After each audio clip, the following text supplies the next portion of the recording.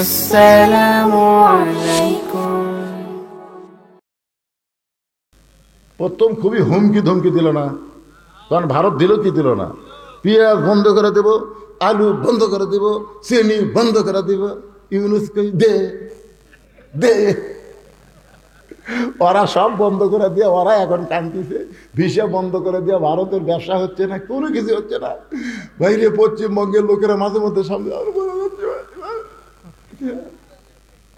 ইউনুস একেবারে মুদি বুড়া আঙুল দেখাচ্ছে, দেখ তোর ভারত আমার দরকার না, আমি চীনত যাই, চীনত যাই ভাই যে 30টা প্রকল্প বাঁধ লিয়াচ্ছে, এত কিছু লিয়াচ্ছে, বলছে ভারতের মুদি গলা থাকতো।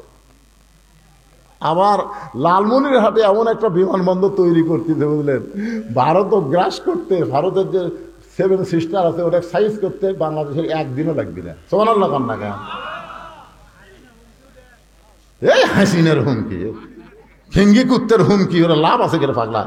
খেঙ্গি কুত্তা যখন হুমকি দেয় তখন কি করে, যে একটা বড় কুত্তা আসে 75 তলে নিয়ে দেয়, ধরে খান কথা ঠিক কিনা? হাসিনা হলো খেঙ্গি কুত্তে, ওর হুমকিত কাম হবে। কি মনে করতেছেন ইউনুস সরকার আসার পরে দেশের উন্নতি হচ্ছে না অবনতি হচ্ছে? এতক্ষণ কয়বার জেনারেটর চালু করা লাগলো না, এতক্ষণ কয়বার জেনারেটর চালু, মানে 8 ঘন্টা পরে কারেন্ট নেই, 8 ঘন্টা পরে কারেন্ট নেই, জোরে কোন কথা ঠিক কিনা? কারেন্ট যায়। রমজান মাসে গেছিল, এর আগে হাসিনার সময় ইফতার করবার কেবল বসে বিসমিল্লাহ করে মুখত দেবো, কারেন্ট নাই। তারাবির যায় কেবল 4 রাকাত নামাজ হতে কারেন্ট নাই। সেহেরির সময় পানি ভরে লিয়াচ্ছে, কারেন্ট নাই। কি শোনেন, মানুষ বুড়া হলে কাজ একটু ধীর গতিতে হবে।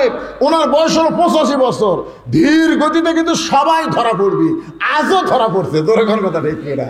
আস্তে আস্তে, ইন্নাল্লাহা মাস সাবিরিন, ধৈর্যশীলদের সঙ্গে আল্লাহ আছে বাজান। আল্লাহ বলেছেন লা ইউকবালা মিনহু, কখনোই তা কবুল করা হবে না। আল্লাহর কাছে একমাত্র কবুলযোগ্য ধর্মের নাম কি? সবাই বলা লাগবে, নাম কি? আল্লাহ বলেছেন ইন্নাদ দীনা ইনদাল্লাহিল ইসলাম। তাহলে চিন্তা করে দেখেন, হিন্দুর ঘরে, বৌদ্ধর ঘরে, ইহুদির ঘরে না পাঠায় আল্লাহ সরাসরি আমাদেরকে মুসলমানের ঘরে কবুল করার কারণে আমরা জন্মসূত্রে আমরা মুসলমান। সুবহানাল্লাহ বলেন। আপনারা বলেন তো, জন্মসূত্রে মুসলমান হওয়ার মধ্যে লাভ কি? একটু লাভ লস না জানলে ব্যবসা হবে? এগুলো নিয়ে আপনারা চিন্তাই করেন না। জন্মসূত্রে মুসলমান হওয়ার মধ্যে লাভ কি? আমি ছোট্ট একটা কথা বলে আপনাদের বোঝানোর চেষ্টা করতেছি। আল্লাহ রাসূল একদিন মসজিদ নববীর মধ্যে বসে আছেন। কোথায় বসে আছেন? মসজিদ নববীর মধ্যে বসে আছেন। কিন্তু নবী শুধু নিজে বসে নাই, নবীর 2 উরাতের উপরে নবীর 2টা নাতি বসে আছেন। আমাদের নবী শুধু নবী না, আমাদের নবী কিন্তু একজন নানা ছিলেন। যখন কি ছিলেন? তো 2 নাতি বসে খুব দুষ্টামি করতেছে। এক নাতি নবীর দাড়ির মধ্যে হাত দিয়ে দাড়ি টানতেছে, আর এক নাতি মাথার টুপি খুলে ফেলে দেয়। নবী কোনো বিরক্তি হয় না, বরং নবী ওদেরকে আরো আদর করে। সুবহানাল্লাহ বলেন। এমন সময় হযরত আবু বকর রাদিয়াল্লাহু মসজিদের দরজার কাছে গেছে। মসজিদের দরজার কাছে গিয়ে ভিতর দিকে লক্ষ্য করে দেখে যে এক নাতি দাড়ি ধরে টান মারে, আর এক নাতি মাথার টুপি খুলে ফেলে দেয়। এই দৃশ্য দেখার পরে আল্লাহর বান্দা আবু বকর আসমানের দিকে তাকায় বলতেছে, আল্লাহ, আমার নবী শুধু বিশ্ব নবী নয়, আমার নবী হলেন পৃথিবীর 1 নম্বর নানা। সুবহানাল্লাহ। আমরা যদি নানা হতাম আর নাতি যদি আমাকে দাড়ি ধরে টান মারে, টুপি খুলে যদি ফেলে দেয়, আমরা কি আদর করব না রাগ করব? এই নানাগুলা রাগ করবেন না আদর করবে? দুষ্ট, এ কথা বলবো। কিন্তু নবী কোনো রাগ না করে বরং 2টাকে আবার বুকের মধ্যে চাপা ধরে দোয়া করতেছে। এই দৃশ্য দেখার পর আবু বকর রাদিয়াল্লাহু বললেন, আল্লাহ, আমার নবী শুধু বিশ্ব নবী নয়, আমার নবী হলেন পৃথিবীর শ্রেষ্ঠ নানা। কারণ আমাদের নবী শুধু নবী না, আমরা দরুদের মধ্যে কি বললাম? আল্লাহুম্মা সাল্লি আলা সাইয়্যিদিনা। সাইয়্যিদিনা শব্দের অর্থ হলো আমাদের নবী, আমাদের নেতা। কবরে যখন আমরা যাব, মুনকির নাকির আমাদের 3 নম্বর প্রশ্ন করবে, অমান নাবিউকা, তোমাদের নবী এবং তোমাদের নেতাকে। এ প্রশ্ন করবে, কিন্তু খালি প্রশ্ন করবি না তোমাদের নবীকে, প্রশ্ন করবে তোমাদের নবী এবং নেতা, তার নাম কি। তখন আমরা অনেকে হয়তো বলবো আমাদের নবী হলেন মোহাম্মদ রাসূলুল্লাহ আর আমাদের নেতা হলো বঙ্গবন্ধু। কেউ হয়তো বলবো আমাদের নবী হচ্ছেন মোহাম্মদ রাসূলুল্লাহ আর আমাদের নেতা হলো শহীদ জিয়া। মুসলমানের দাবি করার পরে আল্লাহর নবী ছাড়া অন্য কাউকে নেতা মানা যাবে না। যদি মানেন তো কবরত যা ধরা খাবেন। আচ্ছা, কবরত যা ধরা খালে তার অবস্থাটা কি হবে চিন্তা করে দেখেন। তো এখন এমন সময় হয়তো ওমর ফারুক মসজিদের মধ্যে ঢুকতেছেন, কিন্তু ঢোকার সময় আবু বকর রাদিয়াল্লাহু আনহু দেখে বলতেছেন, ভাইজান আপনি অনেক আগে মসজিদে আইছেন, ভিতরে না ঢুকে দরজাত কি করতেছেন? আবু বকর বলে, ওমর একটাবার ভিতর দিকে লক্ষ্য করে দেখো। ওমর ফারুক ভিতর দিকে লক্ষ্য করে দেখতেছে, হোসাইন দাড়ি ধরে টান মারতেছে আর হাসান মাথার টুপি খুলে ফেলে দিচ্ছে। এই দৃশ্য দেখার পরে ওমর ফারুক বলতেছেন, এই 2টা সন্তান বড় বেদব হয়ে গেছে। এই 2টা সন্তান কি হয়ে গেছে? বেদব হয়ে গেছে, সবসময় নবীকে কষ্ট দেয়। আচ্ছা, আবু বকর কি বললেন আর ওমর কি বলতেছেন? অথচ আল্লাহ রাসূল বলেছেন, ইন্নী বুইসতু মুআল্লিমান, নিশ্চয় আল্লাহ আমাকে শিক্ষক করে দুনিয়াতে প্রেরণ করেছে, লিউতাম্মিমা মাকারিমাল আখলাক, আর আমার যারা ছাত্র হবে তারা চরিত্রের গোল্ডেন এ প্লাস পাবে। জোরে কান সুবহানাল্লাহ। আবু বকরের মতের সাথে ওমর ফারুকের মতের মিল নাই। আবু বকর বলতেছেন আমার নবী হলেন পৃথিবীর শ্রেষ্ঠ নানা, আর ওমর ফারুক বলতেছেন এই 2টা সন্তান বড় বেয়াদব। সঙ্গে সঙ্গে আবু বকর শাহাদাত আঙ্গুলি তুলে বললেন, ওমর যে কথা একটাবার বলেছো এই কথার দ্বিতীয়বার বলো না। তুমি যে 2টা সন্তানকে বেয়াদব বলেছো একবার, কিন্তু দ্বিতীয়বার যেন বলো না। ওমর ফারুক বললেন, আবু বকর ভাই আমার দোষ কোন জায়গায়? আবু বকর বললেন, ওমর তুমি যে 2 সন্তানকে বেয়াদব বলতেছো তাদেরকে তুমি চিনো? তুমি যে 2টা সন্তানকে বেয়াদব বললা যে হাসান হোসেন বেয়াদব হয়ে গেছে, এই 2টারে তুমি চিনো? তো ওমর ফারুক বলেন, আবু বকর ভাই চিনবো না কেন, এরা হলো আলী আর ফাতেমার সন্তান। আবু বকর বললেন, শুধু আলী ফাতেমার সন্তান বললে হবে না, এদের আরো পরিচয় আছে। ওমর ফারুক বললেন, এদের আর কি পরিচয়? আবু বকর বললেন, ওমর তুমি কত বছর বয়সে ঈমান গ্রহণ করছো? ওমর ফারুক বললেন, আমি 27 বছর বয়সে ঈমান গ্রহণ করছি। আবু বকর বললেন, ঈমান গ্রহণ করার আগে তুমি কি ছিলে? ওমর ফারুক বললেন, ঈমান গ্রহণ করার আগে আমার চাইতে খারাপ মানুষ পৃথিবীতে কেউ ছিল না, যিনি নবীকে নাঙ্গা তরবারে হাতে নিয়ে হত্যা করার জন্য রওনা দিয়েছিল। জোরে কোন কথা ঠিক না? আবু বকর বললেন, ওমর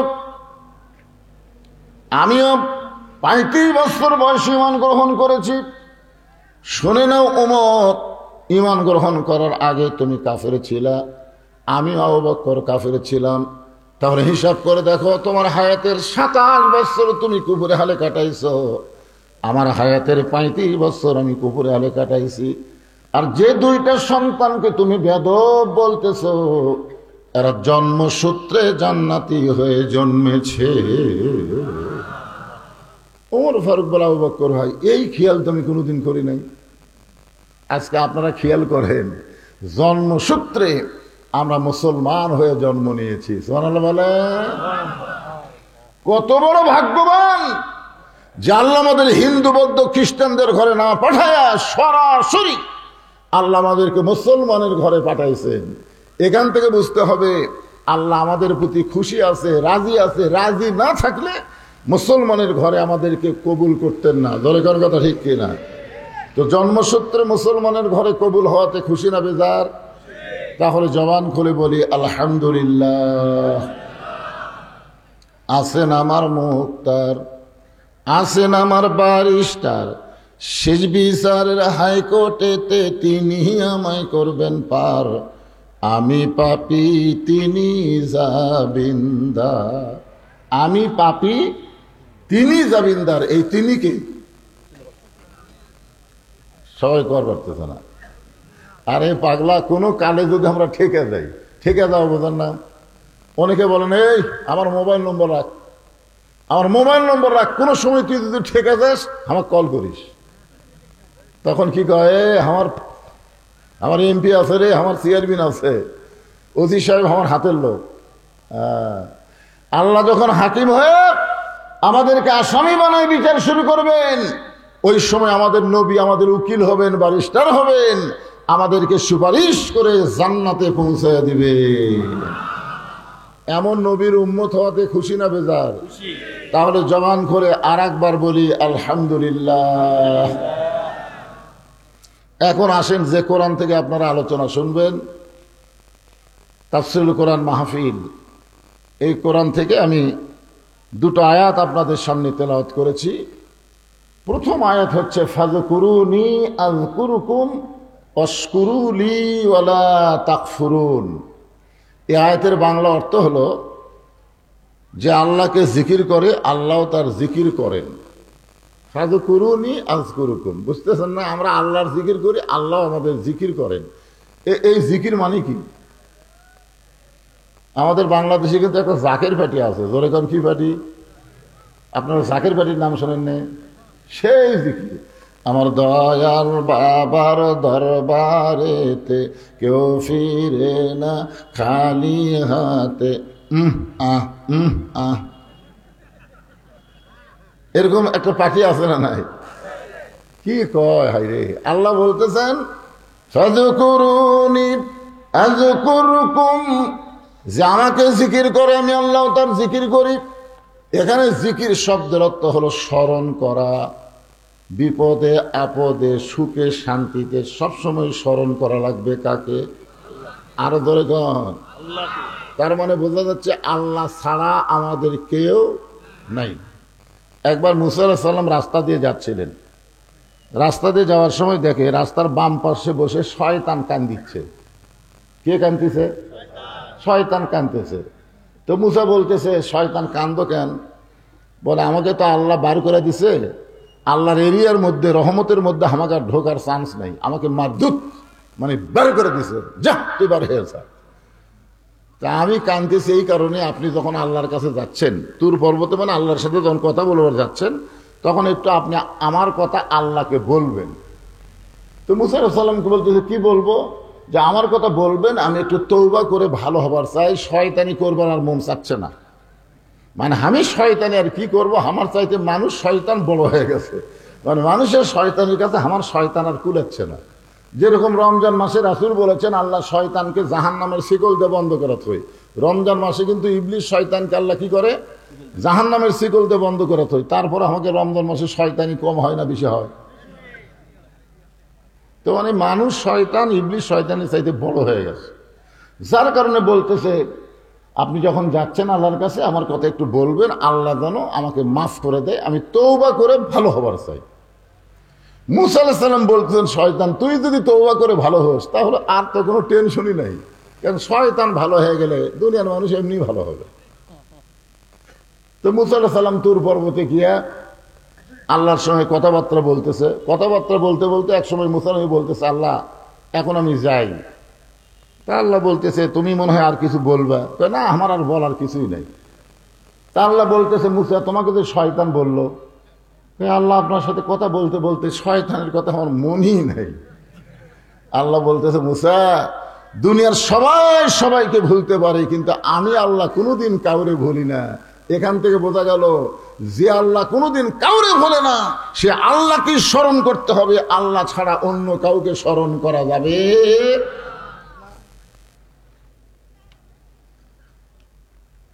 কি দিলেন এখন? এই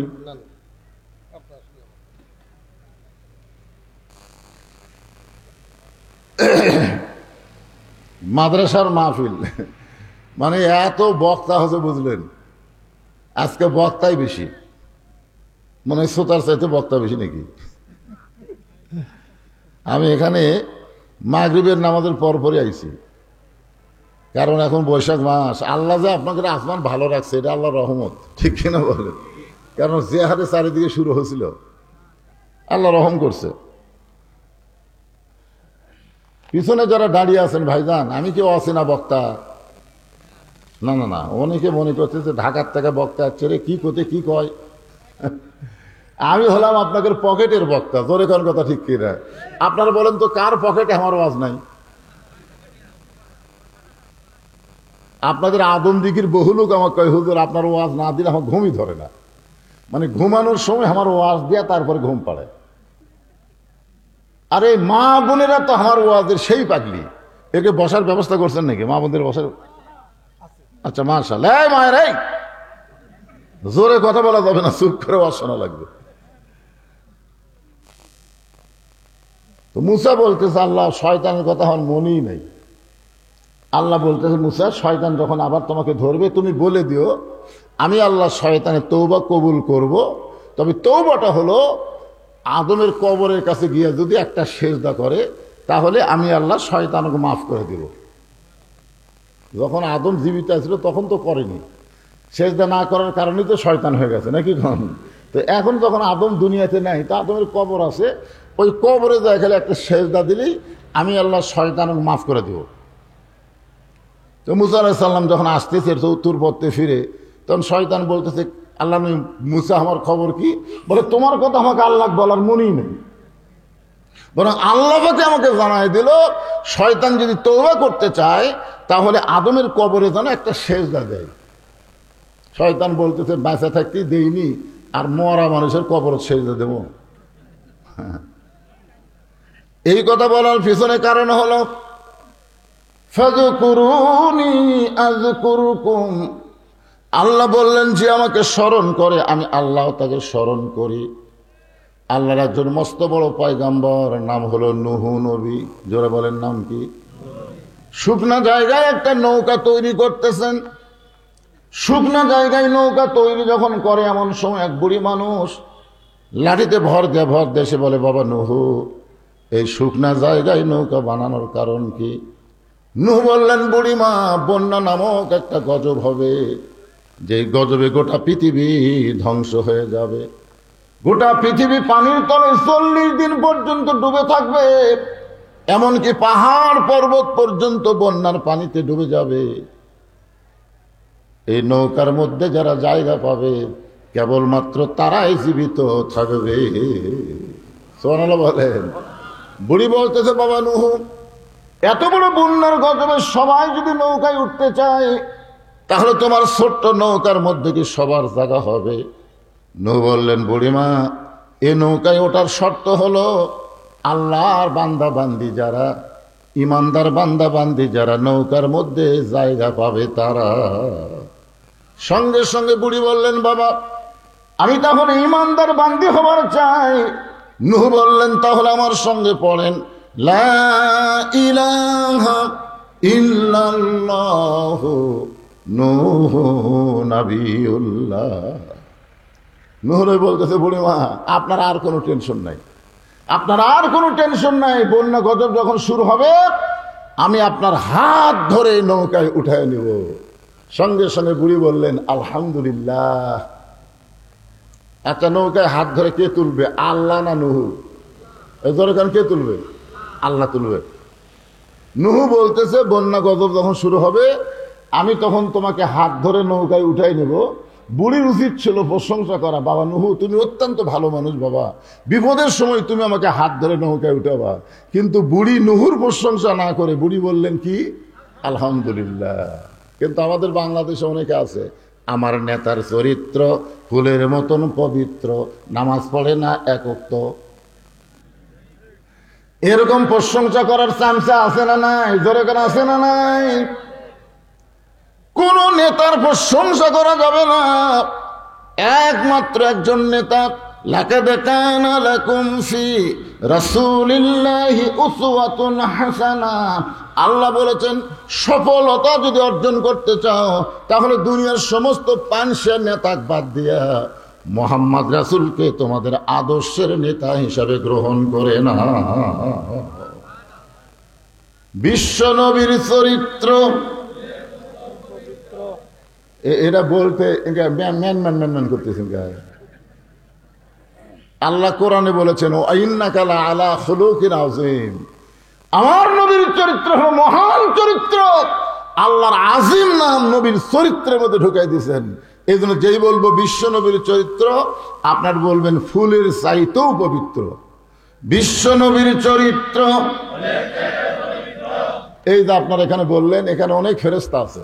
এই ফেরেশতা আল্লাহর কাছে গিয়ে বলতেছে, আল্লাহ আল্লাহ 1400 বছর পরে আদমদিকির মাহফিলে তোমার বান্দারা বিশ্ব নবীর চরিত্র ফুলের চাইতে পবিত্র ঘোষণা দিয়েছে। আল্লাহ বলে, ফেরেশতা তাদের নামগুলো লিস্টি করে জান্নাতের খাতায় লিখে দাও। আপনি মনে করতেছেন নামাজ দিয়া, রোজা দিয়া, হজ দিয়া আপনি জান্নাতে যাবেন? সামান্য একটা ওসিলাই আল্লাহ আপনাকে জান্নাত দিবার পারে। জোরে কোন কথা ঠিক কিনা? হ্যাঁ।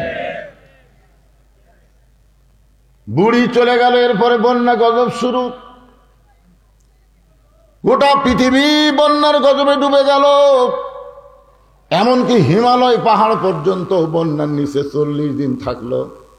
এক সময় আল্লাহ তাআলা পানি কমে দিল।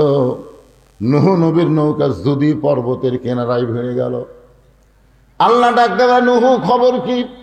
নূহ বলতেছে, নৌকার মধ্যে যারা জীবিত আছে তারা, নৌকার বাহিরে যারা ধ্বংস হয়েছে তারা। কথা তো ঠিকই বলছে, নৌকার ভিতরে যারা জীবিত আছে তারা, নৌকার বাহিরে যারা ধ্বংস হয়েছে তারা। আল্লাহ বলে, নূহ বুড়িটার খবর কি? নূহ বলতেছে, আল্লাহ আমার মনই নেই। চিন্তা করছেন, একটা বিপদে পড়লে একটা নবী পর্যন্ত ভুলে যায়। আর কতগুলো পাগলা কয়, হুজুর আমার কোনো টেনশন নাই, আমি পীর ধরছি হুজুর, আমি পীর ধরছি। পীর ধরছো?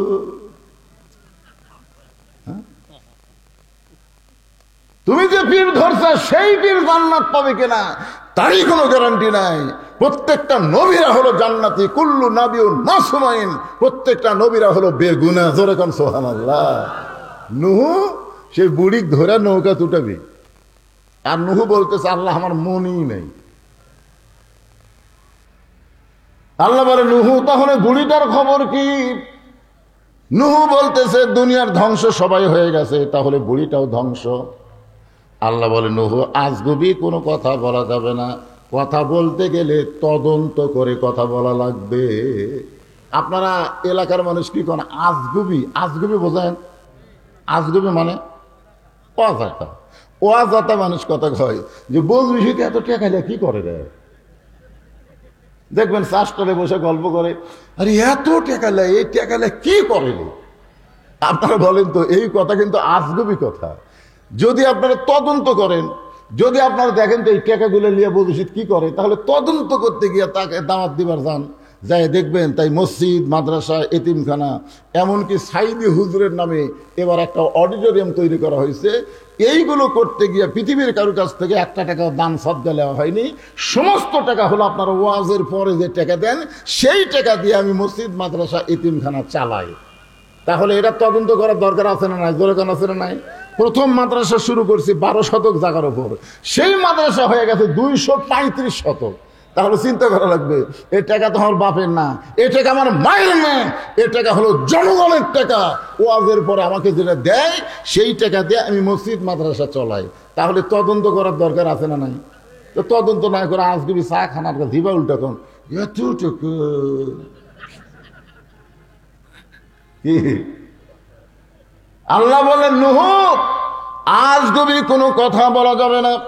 কথা বললে তদন্ত করে কথা বলতে হবে। এবার নূহ নবী তদন্ত করতে গিয়ে দেখে বুড়ি তো দূরের কথা, বুড়ির ঝুবড়ি বাড়ি পর্যন্ত কিছুই হয়নি।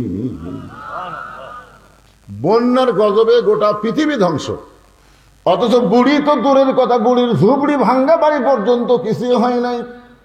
নূহ নবী চমকে উঠে ডাক দিলেন, বুড়িমা। সঙ্গে সঙ্গে বুড়ি টোপলা নিয়ে হাজির। টোপলা টোপলা। তো নূহ নবী বলতেছেন, বুড়িমা টোপলা খেন? বলে সাইজ হয়ে বসে আছি। সাইজ হইয়া? ধরে কান কি হইয়া? আপনারা বলেন তো, নূহ নবী যেরকম বুড়িমাকে ডাক দিয়েছে, এরকম আল্লাহ কিন্তু আমাদেরকে মৃত্যুর জন্য ডাক দিবে। ধরে কান কথা ঠিক কিনা? একটা গানও আছে, আপনারা শোনেননি? ডাক দিয়েছেন, ডাক দিয়েছেন আল্লাহ আমারে, রইব না আর বেশি দিন তোদের মাজারে, চলতে পথে 2 দিন থামিলাম। চলার পথে কয়দিন? এই গান যদি আপনারা যুবকেরা গাও, এই যুবকেরা তো বহু গান গান, এই বরবাদ সিনেমার শাকিব খানের গান গাইতে গাইতে পাগলা হয়ে গেছে। আরে পাগলা, ওলা গান না গেয়া এই গান গাও, প্রত্যেক পরতে পরতে সব পাওয়া। তাহলে আমার সঙ্গে বলো, ডাক দিয়াছেন দয়াল আমারে, রইব না আর বেশি দিন তোদের মাজারে, চলতে পথে 2 দিন থামিলাম, যাবার কালে একজন আরো দেখা না পাইলাম, ও আমার সাদের মালা যায় রে ছিঁড়ে, রইব না আর বেশি দিন তোদের মাজারে। এই গানটা আমি খেয়াল করে দেখলাম হাসিনা যখন পলে যাচ্ছিল। আপনারা দেখছেন হাসিনা পলানোর একটা ভিডিও দেখছেন? হাসিনা তার বোন শেখ রেহানা লিয়া যখন পলাচ্ছে, ওই সময় আমি ভিডিওটা খুব খেয়াল করে দেখলাম। হাসিনার বোন শেখ রেহানা নিচের দিকে তাকে হাঁটতেছে, মাটির দিকে তাকে হাঁটতেছে, আর হাসিনা খালি এইরকম। তখন হাসিনার মনের মধ্যে একটা গান হতো, চলতে পথে 2 দিন থামিলাম, যাবার কালে এক সামসারও দেখা না পাইলাম। হাই রে হাসিনার সামসারে, আপনাদের আদম দিকের গাবড়া কুটি রে, গাবড়া, হে গাবড়া কুটি, হাই রে গাবড়া রে, এই গাবড়া আমাকে আদম দিকে ওয়াজ করবার দেয়নি। ধরে কার কথা ঠিক কিনা? আমি এখন আদম দিক দিয়ে গাড়ি নিয়ে যাই, আর কে রে গাবড়া, একটা চামচাও নেই। হাসিনা খালি চারিদিকে তাকার চোখের পানি বের করে বলে, যাবার কালে এক চামচারও দেখা না পাইলাম। কি মনে করতেছেন ভাইজান? বুড়ি বলতেছে, রেডি হয়ে টোপলা টাপনি গোছায় বসে আছি, তুমি যখন আমাকে ডাক দিবা, বন্যা গজব থেকে বাঁচানোর জন্য নৌকায় ধরে তুলবা, আমার যেন বের হতে দেরি না হয়। আল্লাহ বলেছেন, লা তামুতুন্না ইল্লা ওয়া আনতুম মুসলিমুন, মুসলমান না হয়ে তোমরা কেউ মরিও না। তাহলে কোন সময় আমাদের মৃত্যু হবে আমরা কেউ বলতে পারি না। বলবার যদি না পারি, তাহলে সব সময় আমাদের সাইজ হয়ে থাকার দরকার আছে না নাই? নূহ নবী গালত হাত দিয়ে কান্দার বলে, বুড়িমা বন্যা গজব শেষ, বন্যা গজব শেষ, গোটা পৃথিবী ধ্বংস হয়ে গেছে, অথচ আপনার বাড়িরও কিছু হয়নি, আপনারও কিছু হয়নি। বুড়িমা, আপনি এমন কি আমল করেন যে আমল করার কারণে আল্লাহ আপনার বাড়ি এবং আপনাকে হেফাজত করলো? বুড়ি বলতেছে, বাবা তোমার মনে নাই, তুমি যখন আমাকে বলছিলে হাত ধরে নৌকায় উঠাবা, তখন আমি জানি ইমানদার যারা ইমান গ্রহণ করেছে তাদের একটাই বিশ্বাস, দুনিয়ার সবাই সবাইকে ভুলতে পারে, কিন্তু আল্লাহ কোনোদিন তাকে ভুলবে। তাহলে আমরা জিকির করবো কার? এরপরে আল্লাহ বললেন, অশকুরুনি ওয়ালা তাকফুরুন, শুকুর গুজার করতে হবে আল্লাহর। যারা আল্লাহর শুকুর গুজার করবে না, আল্লাহর শুকুর গুজার না করলে কুফরি হয়ে যাবে। ধরে কোন ঠিক কি না? এখন আপনারা বিশ্বাস করেন।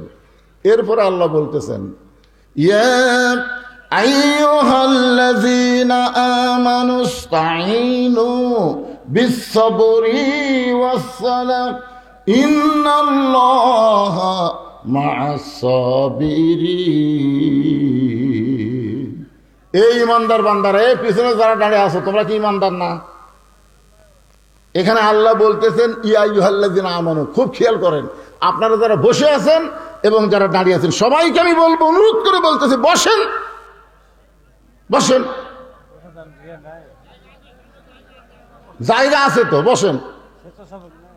বসবার করে সব পিছন দিকে যায়, যাও।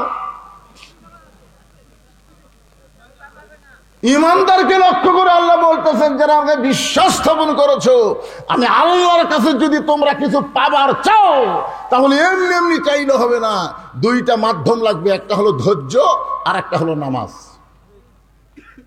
কি? তাহলে আমাদের ধৈর্য কম না বেশি? কম। 15.5 বছর হাসিনা ইচ্ছা মতো আমাকে চলাছে, আমরা কিন্তু ধৈর্য ধারণ করা বলছি। তোর বিচার আল্লাহ করবি রে, তোর বিচার আল্লাহ করবি রে, কন্যে কন্যে। এটা কি কম ধৈর্য নাকি? ইন্নাল্লাহা মা'আস-সাবিরিন, ধৈর্যশীলদের সঙ্গে কে আছে? আরো জোরে বলেন। আজকে এখানে ধৈর্য নিয়ে বসেন, ধৈর্য নিয়ে বসেন, দেখেন আল্লাহ আপনাকে কেমনে সাথে থাকে। কোরআনের আয়াত দিয়ে আমি আপনাদের দেখাই দেব। এখন প্রথম কথা হলো, আল্লাহ ইমানদারকে লক্ষ্য করলেন। আমরা সবাই ইমানদার। সাহাবীরা জিজ্ঞাসা করলেন, ইয়া রাসূলুল্লাহ মা হুয়াল ঈমান, ঈমান সম্পর্কে আমরা জানতে চাই। আল্লাহ রাসূল বললেন, ইকরার বিল লিসান তাসদীক বিল জানান আমল বিল আরকান, এরই নাম হলো ঈমান। জবানে বলতে হবে লা ইলাহা ইল্লাল্লাহ, খালি জবানে বললে হবে না। এরপরে বলা হচ্ছে তাসদীক বিল জানান, কলিজার মধ্যে ঈমান। আচ্ছা, কলিজার মধ্যে যখন ঈমান থাকে তখন সেই মানুষটার চরিত্র কেমন হয়? আমি একটা দৃষ্টান্ত দিব, মনোযোগ দিয়ে শোনা লাগবে। এটা কিন্তু 1000 বছর আগেকার কথা না, 100 বছর আগেকার কথা না, এটা হাসিনার সময়ের কথা, বেশি দিন আগের কথা না। লোকটার নাম হলো মীর কাসিম আলী। লোকটার নাম কি? মীর কাসিম আলী। উকিলের নাম হলো তাজুল ইসলাম। উকিল সাহেব এসে বলতেছে, স্যার আজকে রাত 12টায় আপনার ফাঁসি হবে। তাসদীক বিল জানান মানে কলিজার মধ্যে ঈমান থাকবে, সেই লোকটার চাল চরিত্র কেমন হয় একটু খেয়াল করেন। বলতেছে, স্যার আজকে রাত 12টায় আপনার ফাঁসি হবে। তো মীর কাসিম আলী বলতেছে, উকিল সাহেব এখন কয়টা বাজে? তো বলতেছে, এখন বাজে রাত 9:30। তখন বলতেছে, আলহামদুলিল্লাহ আলহামদুলিল্লাহ, এখনো 2.5 ঘন্টা আছে। আপনার বলেন তো, 2.5 ঘন্টা পর যার ফাঁসি হবে সে আলহামদুলিল্লাহ কবে? তার ঈমান তাকে বোঝা দিচ্ছে যে দুনিয়াতে আসা থাকার জন্য না, দুনিয়াতে আসলে যাওয়া লাগবে। তাসদীক বিল জানান যখন কলিজার মধ্যে অর্জন হবে, সেই লোকটা দুনিয়ার পাগল হবে না, সেই লোকটা আল্লাহর পাগল হবে। জোরে কোন কথা ঠিক কি না? বলতেছে 2.5 ঘন্টা পর আমার ফাঁসি হবে, খামাখা 2.5 ঘন্টা চেতন থেকে লাভ কি? আমি 2 ঘন্টা ঘুম পাড়ি, 2 ঘন্টা ঘুম পাড়ি। উকিল সাহেব, যদি আমি চেতন না পাই তাহলে তুমি আমাকে চেতন করো।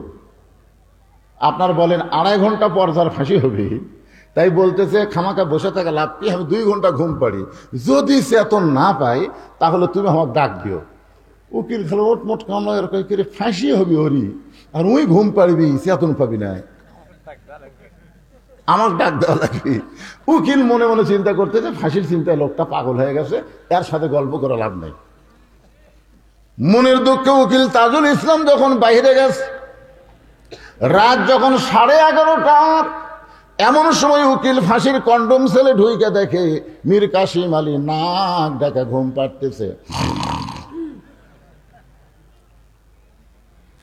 আর মাত্র 8 ঘন্টা, 8 ঘন্টা পরে এই লোকটার ফাঁসি হবে, আর এই লোকটা নাক ডাকা ঘুম পাড়তেছে। সঙ্গে সঙ্গে পায়ের বুড়া আঙ্গুল ওড়াইছে। মীর কাসিম আলী ঘুম থেকে চেতন পায়, চমকা বলতেছে, ভাই ফাঁসির সময় কি হয়ে গেছে? উকিল বলতে, স্যার এখনো 8 ঘন্টা আছে। আলহামদুলিল্লাহ। ওযু করে 2 রাকাত নামাজ পড়ে কোরআন থেকে সূরা মুলক আর মুজাম্মিল তেলাওয়াত করে, ফাঁসির কন্ডম ছেলে সবচাইতে ভালো যে পাঞ্জাবি ছিল, সেই পাঞ্জাবি পরার পরে চিরুনি দিয়ে মাথা হাসরায় বলতেছে, উকিল দেখো তো আপনাকে আমাকে কেমন লাগতেছে।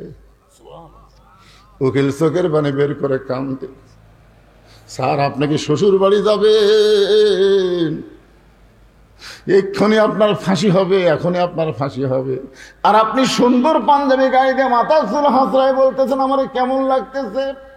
মীর কাসিম আলী মুচকে মুচকে হাসে আর বলে, উকিল ফাঁসি হবে আমার আর তুমি কাঁদতেছো। তাসদীক বিল জানান, কলিজার মধ্যে ঈমান নিয়ে আমি ঘুমাইছিলাম, ওই ঘুমের ঘরে আল্লাহ পাক আমারে দেখাইছে অন্যায়ভাবে কাউকে যখন ফাঁসি দেওয়া হয় তার মৃত্যু হয় না, তার মৃত্যু হয় না, দুনিয়াতে ফাঁসি হবে, দেহ থাকবে দুনিয়ায়, আর প্রাণ পাখি যাবে ইল্লিন নামক জান্নাতের বাগানে। লিল্লাহি তাকবীর। ভাইজান, এরই নাম হলো তাসদীক বিল জানান। কলিজার মধ্যে যখন ঈমান আসবে, ওই ঈমানটা মানুষকে দুনিয়ার পাগল বানাবে না, আল্লাহর পাগল বানায় দিবে। জোরে কোন কথা ঠিক কিনা? আপনার বলেন তো, যত চেষ্টা করেন থাকতে পারবেন? চেষ্টা করেন না, 6 তলা 7 তলা 10 তলা বিল্ডিং বানায় খালি উপর দিকে তাকায়, খালি উপর দিকে দেখে, কি দেখিস রে? রড বার করে থেকে হুজুর দোয়া করবেন, 10 তলার ভিত দিছি 8 তলা হচ্ছে, আরো 2টা তলা করবার পারলি আমার শান্তি হুজুর। আর 2 কান্দের ফেরেশতা কয়, আল্লাহ এই শয়তানের কান্দ থাকো না। এই শয়তানের কাণ্ড থাকবো না, কারণ এক যাওয়া লাগবে নিচের দিকে আর ওই দেখে উপর দিকে, এই তো পুরো শয়তান হয়ে গেছে। কলিজার মধ্যে যখন ঈমান থাকবে, এই মানুষটা কোনো সময় উপর দিকে তাকাবে না, নিচের দিকে তাকায় তাকায় হাঁটবে। ধরে কোন কথা ঠিক কি না? এরপরে রাসূল বললেন আমল বিল আরকান, ঈমান অনুযায়ী আমল করা লাগবে। আমাদের বাংলাদেশে মানুষ নামাজ পড়ে, কিন্তু যখন তাকে পড়া দরকার তখন তাকে পড়ে না। আল্লাহ রাসূল বলেছেন 7 বছর থেকে নামাজের তালিম দাও। কয় বছর? আর 10 বছর থেকে জোর করে নামাজ ধরাও। আপনি যদি আপনার সন্তানকে 7 বছর থেকে নামাজের তালিম দিতেন আর 10 বছর থেকে জোর করে যদি নামাজ ধরাবার পারতেন, ইন্নাস সালাতা তানহা আনিল ফাহশাই ওয়াল মুনকার, একমাত্র নামাজই পারে যাবতীয় বেহুদা খারাপি কাজ থেকে বাঁচায় দিতে। আজকে দেখেন তো আপনার ছেলেদের দিকে তাকে দেখেন তো, আপনি এই ভুল করার কারণে আপনার ছেলের সাইজ দেখছেন। ঈদুল ফিতরের দিনে 128 জন ছেলে মোটর সাইকেল অ্যাক্সিডেন্ট করে মরে গেছে। আমি একদিন ঈদের পরের দিন আমার মাহফিল লাগাও ছিল, আমি এই রাস্তা হাসন দিই কতগুলো ছেলে মোটর সাইকেল চালাচ্ছে, আমি বললাম এই শালাকের পাশা কি গুড়া কিরমি হবে নাকি? এই শোনেন, আপনি বাবা, আপনার ছেলেকে আপনি দেখবেন না? রাসূল বলেছেন 7 বছর থেকে নামাজের তালিম দাও, 10 বছর থেকে জোর করে নামাজ ধরাও। আপনার ছেলেদেরকে মেয়েদেরকে যদি আপনি 10 বছর থেকে নামাজ ধরাবার পারতেন, আপনাকে আর কোনো টেনশন করা লাগতো না। আল্লাহর কোরআনই বলেছে ইন্নাস সালাতা তানহা আনিল ফাহশাই ওয়াল মুনকার, একমাত্র নামাজই পারে মানুষকে যাবতীয় খারাপি থেকে বাঁচাই দিতে। আমল বিল আরকান, ঈমানের 1 নম্বর আমল হচ্ছে নামাজ পড়া। যার নামাজ নাই তার ঈমান নাই। মনোযোগ দিয়ে শুনবেন, লা সালাতা লা ঈমানা, যার নামাজ নাই তার কি নাই? লা সালাতা লা দীনা, যার নামাজ নাই তার কোনো ধর্ম নাই। বাইনাল আবদি ওয়াল কুফরি তরকুস সালাত, বান্দার কাফেরের মধ্যে পৃথক করার জিনিস তার নামই হলো নামাজ।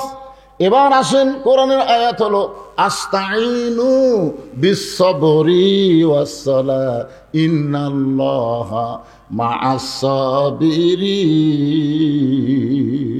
যদি আল্লাহর কাছে আমরা কিছু পাবার চাই তাহলে কয়টা জিনিস লাগবে? আপনার কি বিরক্ত হচ্ছেন? তাহলে 2টা জিনিস লাগবে, একটা হলো ধৈর্য আর একটা হলো নামাজ। আপনারা বলেন তো কোন জিনিসের মধ্যে আমাদের ধৈর্য কম? দেখবেন যে ঘন্টার পর ঘন্টা চা খাচ্ছে, একবারে ঘড়ি দেখে না। আর মসজিদের মধ্যে ঢোকার পরই 5 মিনিট পরে জামাত হবি, ওই 5 মিনিটের মধ্যে ওই 5 বার ঘড়ি দেখবি, পারবে। আরে ভাই এখনো 3 মিনিট, আজ ঘড়ি লড়তেছে না রে, আজ ঘড়ি লড়তেছে। যেই লোকটা এত অস্থির, ওই লোকটাই মসজিদ থেকে বের হয়ে চাষটলে 1-1 ঘন্টা আড্ডা গুলি মারতেছে, একবারও ঘড়ি দেখতেছে না। অথচ আপনি জানেন আল্লাহর ঘরের মধ্যে ডান পা দিয়ে আপনি কি দোয়া পড়ছেন? আল্লাহুম্মা আফতাহ লি আবওয়াব রাহমাতিক, মানে কি? আপনি ঢুকেন নাই, আল্লাহ আপনাকে দয়া করে রহমতের ঘরের মধ্যে ঢুকাই দিয়েছে। ধরেন কথা ঠিক, সময় মতো নামাজ হবে। বারবার আপনি ঘড়ি কেন দেখতেছেন? আপনি অস্থির কেন হচ্ছেন? আল্লাহ বলতেছেন বিস-সাবরি ওয়াস-সালাহ, ধৈর্য আর নামাজ লাগবে যদি আমার কাছে কিছু পাবার চাও। আমরা বাংলাদেশে কি চাই সেইটা পাবার গেলে ধৈর্য আর নামাজ লাগবে।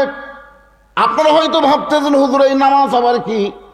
এই নামাজ সম্পর্কে আল্লাহ বলেছেন ইন্না সালাতি ওয়া নুসুকি ওয়া মাহইয়ায়া ওয়া মামাতি লিল্লাহি রাব্বিল আলামিন। এশার নামাজ পড়ে হযরত আলী দাঁড়াইছে। আল্লাহ রাসূল বলেন আলী ইজলিস, বসো।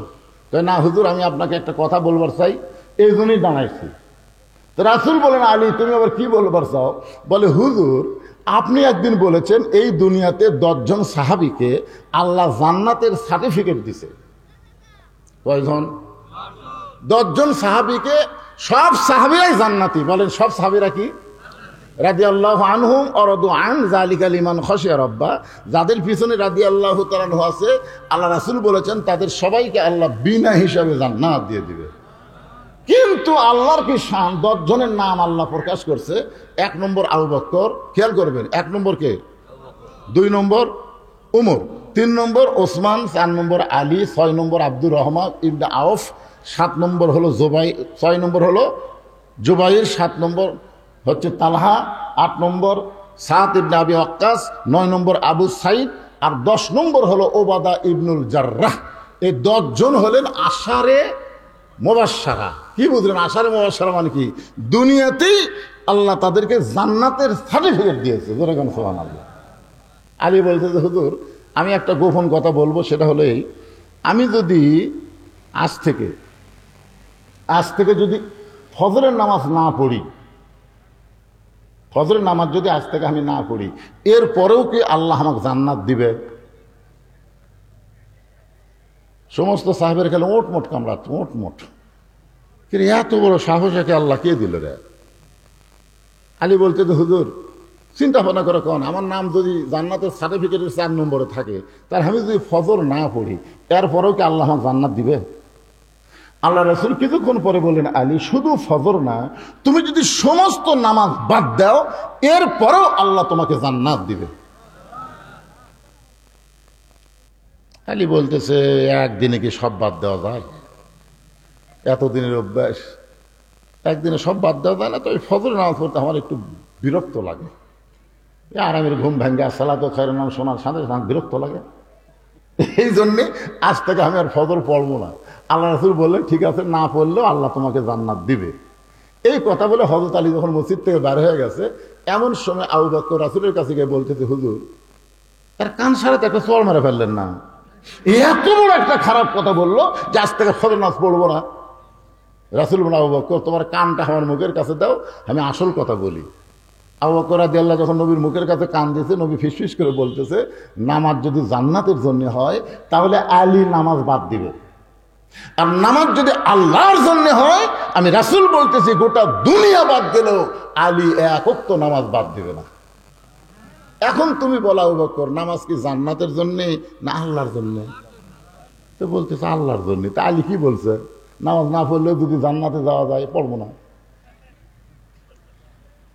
হযরত আলী তাড়াতাড়ি বাড়ির দরজায় গিয়ে ডাক দিলেন, হাসান হোসেনের মা, রে নবীর মেয়ে ফাতেমা। সঙ্গে সঙ্গে ফাতেমা দরজা খুলে চমকে গিয়ে বলতেছে, আসসালামু আলাইকুম। হযরত আলী বলতেছে, আমার মনে নাই রে। কি মনে নাই কন্ত? আল্লাহ রাসূল বলেছেন যে তোমরা পুরুষ মানুষ কোন জায়গা থেকে যখন আসবে, বাড়িতে এসে সর্বোত্তম তোমরা সালাম দিবে, আসসালামু আলাইকুম ইয়া আহলাল বাইত। সালাম দেওয়ার সঙ্গে সঙ্গে ওই বাড়ির উপরে আল্লাহর অবারিত রহমত বর্ষণ হবে। তাহলে সুবহানাল্লাহ বলে হবে না? আপনারা কি দরজার সালাম দেন? যে স্বামী স্ত্রীর মধ্যে সালামের আদান প্রদান আছে, ওই স্বামী স্ত্রীর কোনোদিন তালাক হবে না। যে স্বামী বউরে সালাম দেয়, বউ স্বামীরে সালাম দেয়, ওই স্বামীর বাপ মায়ের বিরুদ্ধে কোনোদিন বউ কথা বলবে না, কোনোদিন কথা বলবে না। তো আমাদের সালাম কালাম নাই, তাহলে বউ খালি কানের মধ্যে বিষ ঢুকে দেয়, তোমার মা ভালো না, তোমার বাপ ভালো না। কি আজ থেকে সালাম দেওয়া শুরু করবেন? ফাতেমা বলতেছে, আসসালামু আলাইকুম। আলী বলতেছে, আর মনে নেই। ফাতেমা বলতেছে, সারা জীবন আপনি দরজা এসে আমাকে সালাম দেন, আর আজকে সালাম বাদ দেওয়ার কারণ কি? আলী মনে মনে ভাবতেছে, আজকে এশার ফজর নামাজ বাদ দেবার চাচ্ছি, তাই বলে কি আমার সালাম আল্লাহ কারে দিল রেখে? হযরত আলী ফাতেমাকে বুকের মধ্যে নিয়ে বলে, ফাতেমা, আজকে আমাকে যেন ফজরের আযান শোনার পরে ডাক দিও না। হযরত বেলাল যখন আযান দিবে, ওই আযান শুনে যেন আমাকে ডাক দিও না। আমি নবীর কাছে বলে আইছি, আজ থেকে আর আমি ফজরের নামাজ পড়বো না, কারণ নামাজ না পড়লেও আল্লাহ আমাকে জান্নাত দিবে। ফাতেমা মুস্কি মুস্কি হাসতেছে, কারণ ফাতেমা হযরত আলীকে চিনে। প্রত্যেকটা বিবি তার স্বামীকে চিনে। জোরে গান, চিনে কি চিনে না? আমি কত বড় হুজুর, এটা আপনারা কেউ বলতে পারবেন না। এটা জানে হলো আমার বউ।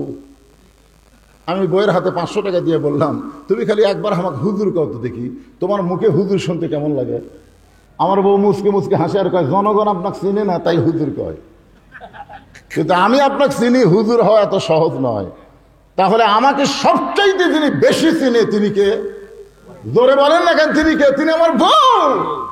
তাহলে হযরত আলী যখন বলতেছে আজকে ফজরের নামাজে আমাকে ডাক দিও না, ফাতেমা মুচকি মুচকি হাসতেছে। মুচকি মুচকি হাসার কারণ হলো একদিন আল্লাহর নবী ফাতেমার ঘরের মধ্যে ঢুকে, ফাতেমা ঘরের কোনায় ছোট বাচ্চার মতন কাঁদতেছে। রাসূল ফাতেমার কাছে গিয়ে বললেন, মা তুই এইভাবে কেন কাঁদতেছিস? ফাতেমা বলে, বাবা দুনিয়াতে কি কোনো ধনু যুবক ছিল না যে যুবকের সঙ্গে আপনি আমাকে বিয়ে দিতেন? বাবা এমন একটা গরিবের সঙ্গে আমার বিয়ে দিলেন, আমার সকালবেলা খাবার থাকলে রাতের বেলা থাকে না, রাতের বেলা কোনোদিন যদি খাবার পাই দিনের বেলা থাকে না।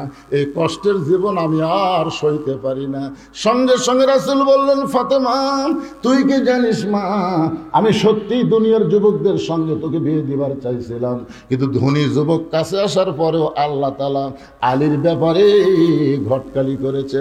এখন বল ফাতেমা, আল্লাহ যদি আলীর ব্যাপারে ঘটকালি করে তখন আমি নবী কি করব? সঙ্গে সঙ্গে ফাতেমা বলতেছে, বাবা আল্লাহ যদি আলীর ব্যাপারে ঘটকালি করে থাকে তাহলে শত কষ্টের মধ্যে আর আমি কষ্ট পাবো না। রাসূল বলেছে, ফাতেমা তোর একটা কথা বলি। বলে কি কথা? হলো যে আল্লাহর পরে কাউকে যদি সেজদা দেওয়ার হুকুম থাকতো তাহলে প্রত্যেকটা বিবিকে বলতাম স্বামীর পায়ে সেজদা করো। ফাতেমা আল্লাহর পরেই আলী হচ্ছে তোমার কাছে সব চাইতে দামি। দলেখান সুবহানাল্লাহ। সেদিন থেকে ফাতেমা বুঝবার পারছে তার স্বামী সাধারণ কোনো মানুষ নয়। বলে ঠিক আছে, ফজর নামাজ যখন পড়বেন না তাহলে আপনাকে আদর করে আমি ঘুমাই দেই। এতদিন বালিশের উপর মাথা দিয়ে হযরত আলী ঘুমাইছে, আর সেই রাত্রে ফাতেমা উরাতটাকে বালিশ বানায় দিয়ে স্বামীর চুলের মধ্যে হাত দিয়ে বিলকি কাটতেছে। এক সময় হযরত আলী ঘুমায় গেছে। হযরত আলী যেই মাত্র ঘুমাইছে, ঘুমের মধ্যে যখন অচেতন, কিছুক্ষণ পরেই হযরত আলী ঘুম থেকে লাফ দিয়ে উঠছে। ফাতেমা বলতেছে, স্বামী গো আপনি না কইলেন ফজরের নামাজ পড়বো না, আজান দিলেও যেন ঘুম থেকে ডাক না দেই, তাহলে আপনি কেমনে চেতন পাইলেন? আলী বলতেছেন, ফাতেমা ফজরের নামাজ না হয় পড়বো না, কিন্তু তাই বলে তাহাজ্জুদের নামাজ আমি ছাড়বো না। লিল্লাহি তাকবীর। আল্লাহ রাসূল বলেছেন 5 ওয়াক্ত নামাজ হলো ইবাদত। মনোযোগ দিয়ে শোনেন, আস্তাইনু বিস-সাবরি ওয়াস-সালাহ, ধৈর্যের নামাজ। মনোযোগ দিয়ে শোনেন, 5 ওয়াক্ত নামাজ হলো ইবাদত আর তাহাজ্জুদের নামাজ হলো মহব্বত। সাহাবারা জিজ্ঞাসা করলেন, হুজুর মহব্বত আর ইবাদত এই দুইটার মধ্যে তফাৎ কি? এদিকে চিল্লাচিল্লি কে করে? বাচ্চা কাচ্চারা। ওই পার কি মেয়ে মানুষ আছে? যে বাচ্চারা চিল্লাচিল্লি করতেছে ওই বাচ্চারা হলো সিজার করা। যখন কি করা? সিজার করা বাচ্চারা অস্থির হয়। কারণ নর্মালি বাচ্চা হলে সেই বাচ্চা অস্থির হয় না। কি জন্য হয় না? কারণ তো মানে জন্মের সময়ই তার জন্ম হয়। যখন জন্মের সময় সে জন্ম নেই, কিন্তু যখনই সিজার করবি পেট কাটা দেখে আর ঘুমই ভাঙিনি। ডাক্তারে কয় 2 দিন পরে এমনি জন্ম হতো রে, এখন পেট কাটলাম কি হলো? তখন আর এক ডাক্তার কয় পেটের মধ্যে বাইর করে একটা ঘুরেন দাও। তখন ছোট বাচ্চাকে পেটের মধ্যে বাইর করে পা ধরে এইরকম একটা ঘুরেন দেয়, বুঝছেন, চেতন করার জন্য। ওই ঘুমের ঘরে করে এই যে একটা স্কিওর মারে, ওই কারণে ওর মাথার ব্রেনটা কি হয় অস্থির হয়ে যায়। আর অস্থির হওয়ার কারণে দুনিয়াতে মোবাইল ছাড়া ভাত খায় না, মোবাইল ছাড়া ওর কান্না বন্ধ হয় না। ধরে করার কথা ঠিক কিনা? এই সিজার করা গুলো চিল্লাচ্ছে, সিজার করা।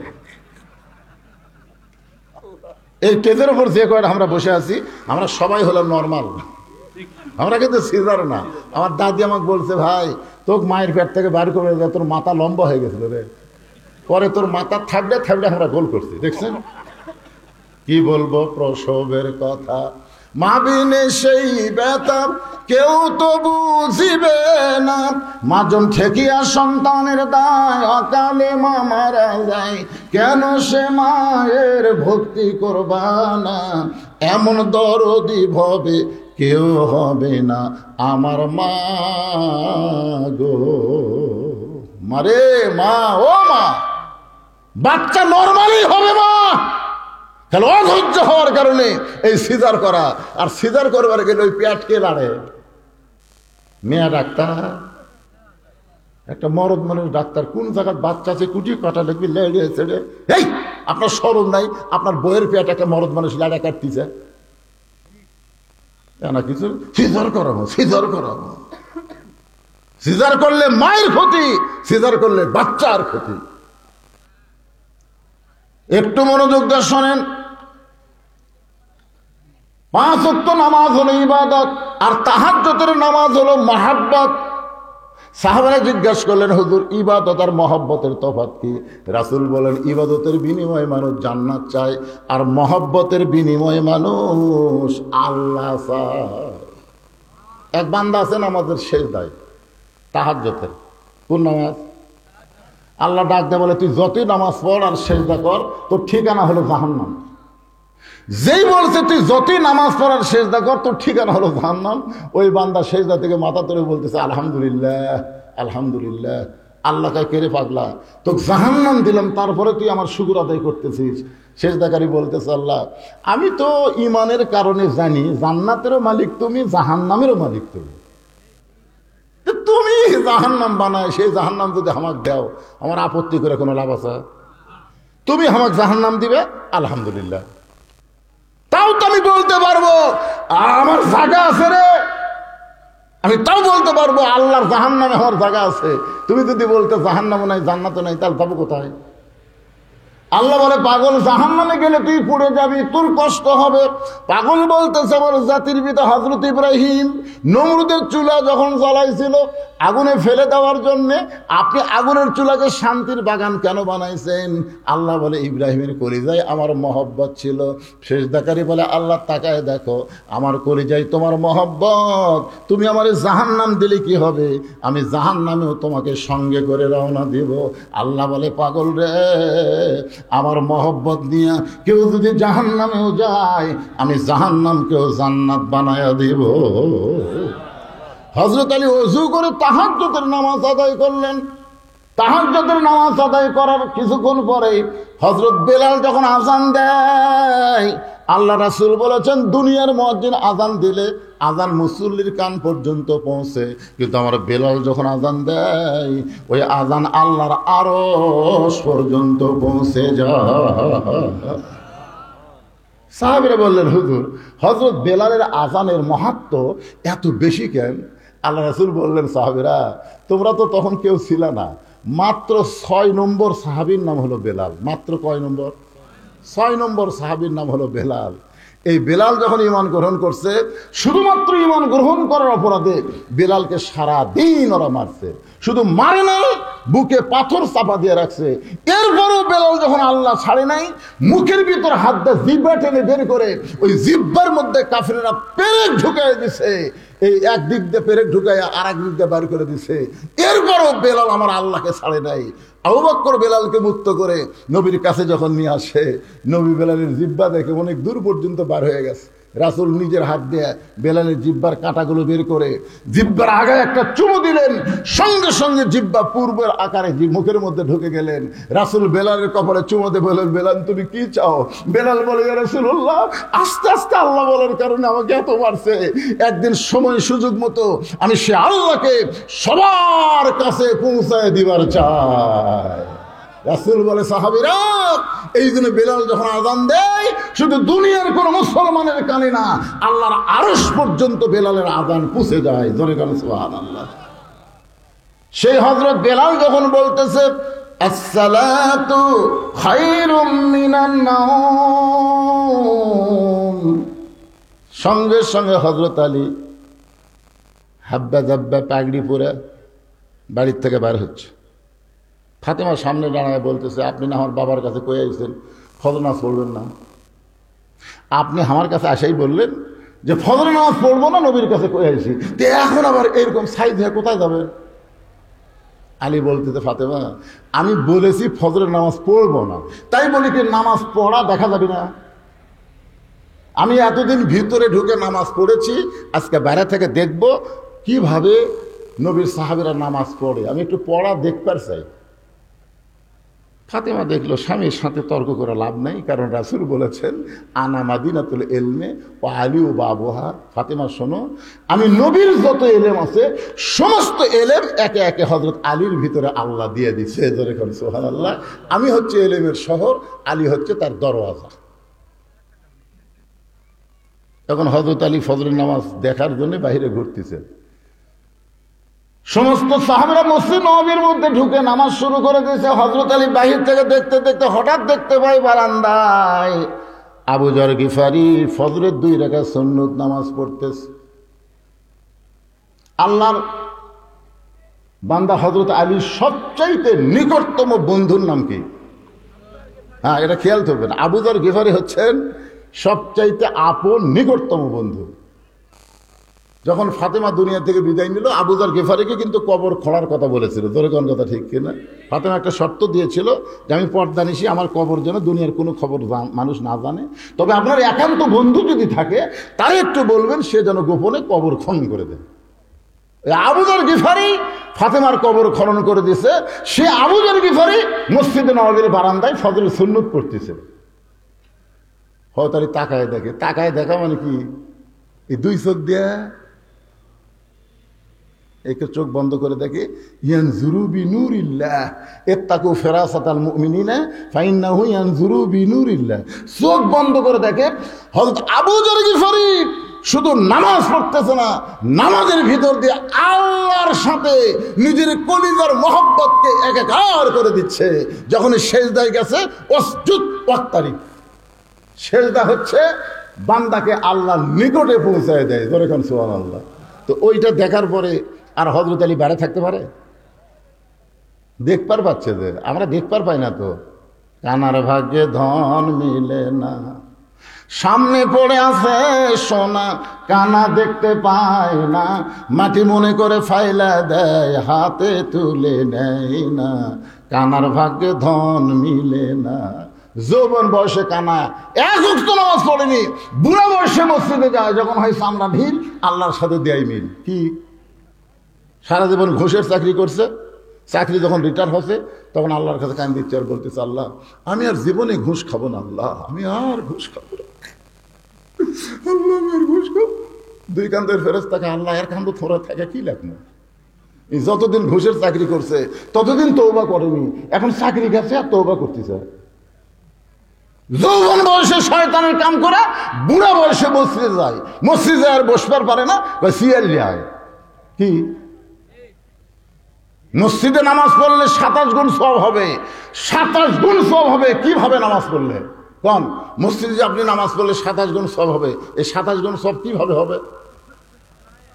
জামাতে নামাজ পড়লে। জোরে কান কি করে জামাত পড়লে? এই জোরে কান কিভাবে নামাজ পড়লে? আর জামাতে নামাজ পড়বার গেলে পায়ের গোড়ালির সঙ্গে গোড়ালি মিল করে কাতার সোজা করে দাঁড়াতে হবে। জোরে কান কথা ঠিক কি না?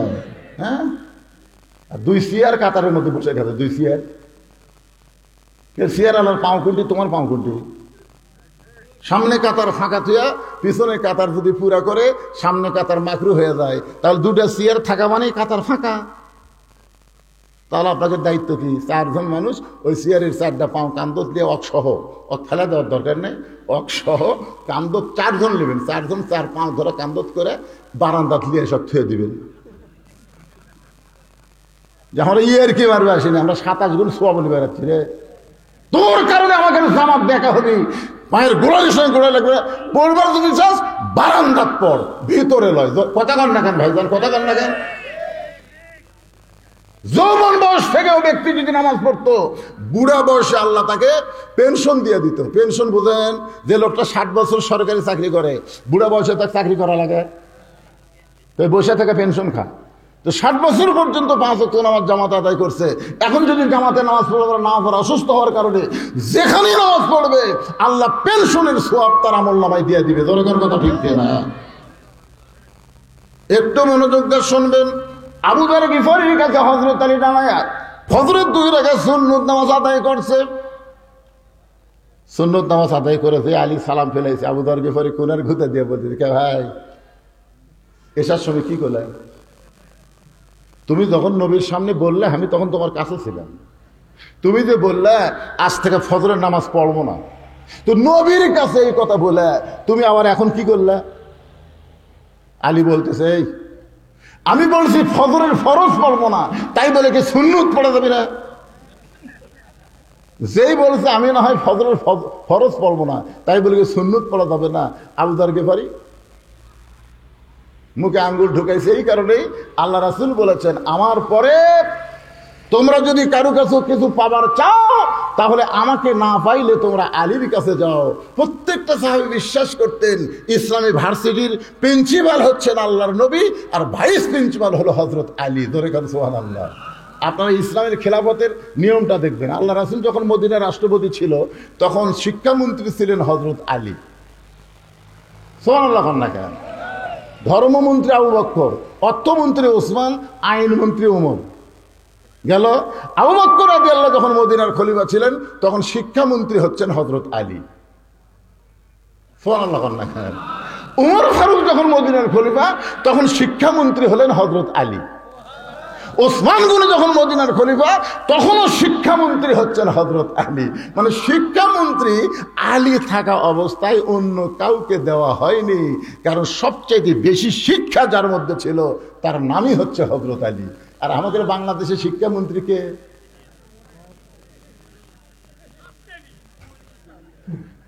এই জন্যই তো আগডম বাগডম ঘোড়াডম সাজে ঢাক ঢোলক ঝাঁঝর বাজে ব্যস্তে ব্যস্তে চললো ঢুলি ঢুলি গেল কমলা ফুলি। এই শালা মিথ্যা শিক্ষা দিয়ে মাস গেলে 50,000 টাকা বেতন গুলে নেয়। আর জালিকাল কিতাবুল আরাইভাবে হুদালিল মুত্তাকিন, এই হাফেজে মাদ্রাসার শিক্ষা দিয়ে মাস গেলে কেশিয়ারের দিকে তাকা থাকে। চাচা 30 দিন ইন্নাল্লাহা মা'আস সাবিরিন, ধৈর্যশীলদের সঙ্গে আল্লাহ থাকে। ও তো খাই খাই করো একেবারে। হায় হায় রে, মাস গেলে 10,000 টাকা হাদিয়া দেয়, তাও আবার খাই খাই। কি ভাই রে, দোয়া করেন।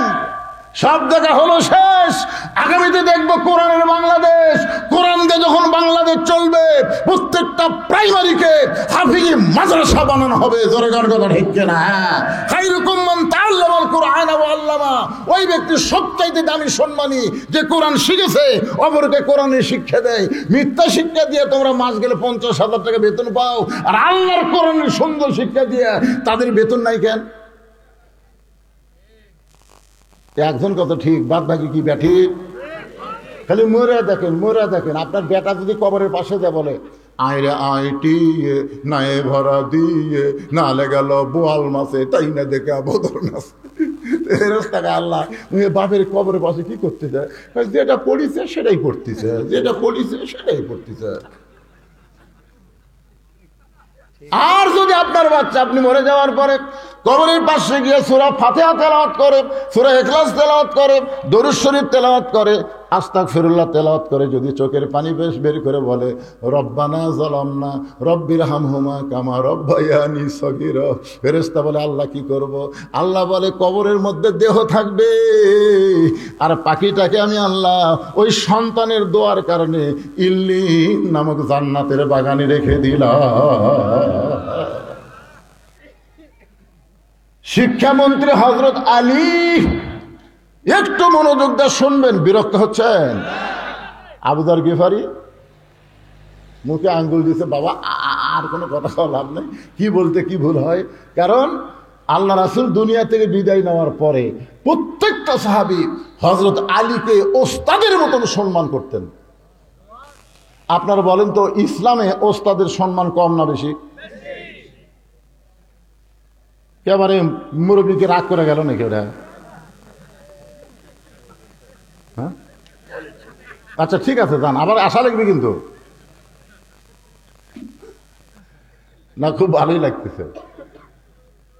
একটা দৃষ্টান্ত শোনেন। নাম হলো নোমান ইবনে সাবেত, মাদ্রাসাত পড়ে। নাম কি? নোমান ইবনে সাবেত মাদ্রাসাত পড়ে, মরুভূমির দেশে মাদ্রাসা। ওস্তাদ একদিন নোমানের পায়ের দিকে তাকে জুতে নেই। ওস্তাদ কাকে এই রোদের ভিতরে মরুভূমির বাইরে উত্তপ্ত হয়ে যায়, খালি পায়ে যাওয়া আসা করে। সেই মাদ্রাসা ছুটি হলো, তুই আমার কামরায় যাস তো। মাদ্রাসা যেই ছুটি হচ্ছে, নোমান ইবনে সাবেত হুজুরের কামরায়। হুজুর চৌকির তল থেকে একটা পুরাতন জুতা বের করে বলতেছে, এই জুতা আগে আমি পাঁচ দিতাম বাবা, আর আমি পাঁচ দেই না, এটা তোরে দিয়ে দিলাম, এটা পাঁচ দিয়ে যাওয়া আসা করবো, তাও ওই উত্তপ্ত বালিকার তাপ তোর পায়ের তালুজ লাগবে না। ওস্তাদ নোমান ইবনে সাবেতকে পুরাতন কাফনের জুতা দেওয়াতে নোমান ইবনে সাবেত জুতা দুইটা হাতের মধ্যে নিয়ে যায় আর চিন্তা করে, যেই জুতা হুজুর পায়ে দিছে সেই জুতা যদি আমি পাওয়াত দেই তাহলে হুজুরের সামনে বেয়াদবি হবে। ইসলামে ওস্তাদের সম্মান আছে না নাই? বাড়িতে গিয়ে জুতা দুইটা পরিষ্কার করে ওই জুতার কাপড় খুলে নোমান ইবনে সাবেত মাথার টুপি বানাইছে। পরদিন সেই টুপি মাথার দিয়ে মাথার সাথে আল্লাহর কোরআন শরীফ বুকের মধ্যে নিয়ে ওস্তাদ খালি পায়ের দিকে তাকায়, কে রে আমার পুরাতন জুতা দেখে তুই ফেলে দিস, আমার পুরাতন জুতা দেখে তুই ঘৃণা করে পাওয়ার দেশ নি। মনে মনে জবান খুলে বলে, নোমান মাদ্রাসা ছুটি হলে তুই আমার কামরাত যাবি। যেই মাদ্রাসা ছুটি হয়েছে নোমান ইবনে সাবেত কামরায়, ঘরের মধ্যে ঢোকার সঙ্গে সঙ্গে চামড়ার চাবুক দিয়া পিটন শুরু। মারতে মারতে মারতে নোমানের চামড়া কাইটা রক্ত দিয়ে জামা ভিজে যায়। ওস্তাদ এক সময় বলে, বেটা রে, আমার হাতে যদি টাকা থাকতাম তোরে নতুন জুতা আমি কিনে দিতাম, কিন্তু পুরাতন জুতা দিছি বলে তুই জুতা ফাইলা দিয়া ঘৃণা করে জুতা পায়ে দিসনি, এই জন্যই তোকে এত মারতেছি, তুই যে কিছুই বলিস না। নোমান ইবনে সাবেত বলে, হুজুর আপনি শুধু আমার পায়ের দিকে তাকান, একটা বার কি আমার মাথার দিকে আপনি দেখবেন না? ওস্তাদ মাথার দিকে তাকায় দেখে নোমান ইবনে সাবেত ওই জুতার কাপড় দিয়ে টুপি বানাইছে। ওস্তাদ বুকের মধ্যে চাপটে ধরে বলে, বাবার একটা বার যদি আমারে বলতাম যে হুজুর জুতার কাপড় দিয়ে মাথার টুপি বানাইছি তাহলে তোর তো এত মারতাম না।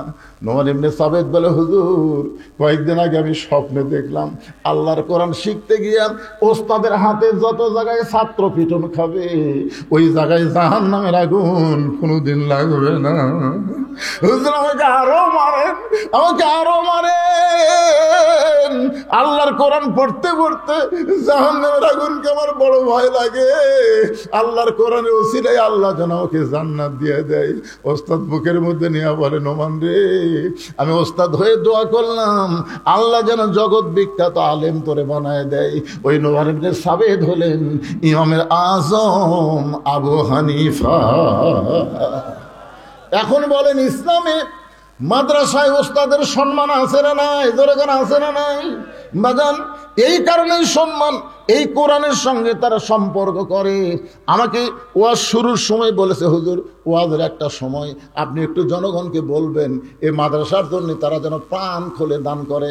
আমি আপনার ইলাহা ইল্লাল্লাহ লা ইলাহা ইল্লাল্লাহ লা ইলাহা ইল্লাল্লাহু লা ইলাহা ইল্লাল্লাহু লা ইলাহা ইল্লাল্লাহ লা ইলাহা লা ইলাহা ইল্লাল্লাহু মুহাম্মাদুর রাসূলুল্লাহ সাল্লাল্লাহু আলাইহি সাল্লাম। হযরত আলী বলতেছে, আবু জার, আমি এশার নামাজ সময় নবীকে বলেছি আমি ফজরের নামাজ পড়বো না, তাই বলে কি ফজরের সুন্নত পড়া যাবে না? সঙ্গে সঙ্গে আবু জার মুখে আঙ্গুল দিছে যে শিক্ষিত মানুষের সঙ্গে তর্ক করা যাবে যাবে নাকি? হযরত আলী সম্পর্কে রাসূল বলেছেন, আনা মাদিনাতুল ইলমি ওয়া আলিউ বাবুহা। তিনি কত বড় শিক্ষিত ছিলেন। ওমর ফারুক যখন মদিনার খলিফা ছিলেন তখন হযরত আলী ছিলেন শিক্ষামন্ত্রী। ওমর ফারুক একবার জেরুজালেমে গেছিলেন, আপনার ইতিহাস সবাই জানেন। রাখালকে উটের পিঠে চড়ে দিয়েছেন আর ওমর ফারুক রশি ধরে জমিনে দাঁড়িয়ে আছে। জেরুজালেমের খ্রিস্টানরা মনে করলো যে জেরুজালেম নিয়ে এখনো ফিলিস্তিনের উপরে কিন্তু নানা রকম নির্যাতন হচ্ছে। জোরেখার কথা ঠিক কিনা ভাই রে? জেরুজালেমের খ্রিস্টানরা মনে করলো উটের পিঠে যিনি বসে তিনি হলেন খলিফা, আর রশি ধরে যিনি জমিনে দাঁড়িয়ে আছেন তিনি হলেন রাখাল।